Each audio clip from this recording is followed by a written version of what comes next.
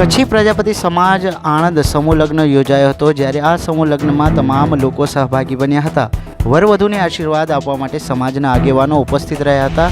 સ્થાનિક લોકોએ પણ ખૂબ જ ઉત્સાહપૂર્વક ભાગ લીધો હતો, તેમજ કચ્છી પ્રજાપતિ સમાજના આમંત્રણ માટે તમામ લોકોએ તેઓનો આભાર વ્યક્ત કર્યો હતો।